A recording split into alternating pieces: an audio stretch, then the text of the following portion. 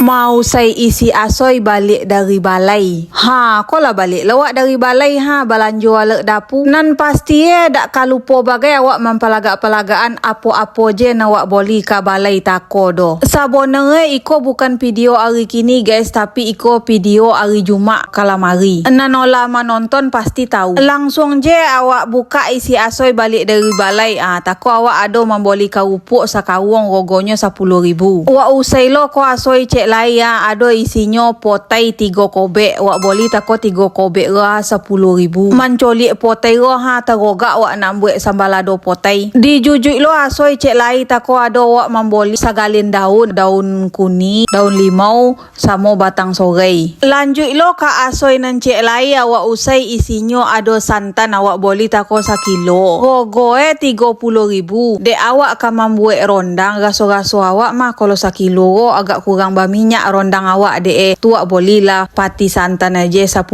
lai. Di jujuk lo asoy cek lai ikonyo bintang tamu nang kini gongwa. Awak tako memboli daging 1 kilo untuk membuat rondang. Rogo 160.000 1 kilo. Masih ado jo asoy leko tako awak memboli sayur lalidi 2 kobek rogonya 5.000. Awak jujuk lo ko asoy nan terakhir ado isie awak tako memboli mie kuning 1/2 kilo. Tarogak lo awak nak membuat mie goreng yang dari mie kuning masih di tompek nan samo tu tako ado lo awak memboli bawang putih sama sapode giling awak minta 5.000 piti. Kalau naniko bumbu rondang ala cukup di siko sadong lah do pamasak lah dolo ke gambu rondang di siko sekali lah donyo dan bumbu-bumbu nan lainnya lah cukup di siko. Tinggal mencompong aja ke dalam kuali lainnya. Potang dia kan lah dolo awak membuat vlog ke pasar dia dah kira lupa awak maspil ke rogo ke rupuk. Tu kini awak ulang spill balik lah itu je awak boli ke pasar takonya dia. Lah 2 kali dek mau ulang maspil balanjo iko kira ado je awak nak lupa lah. Ko awak tako ado memboli minyak sabungkui kwa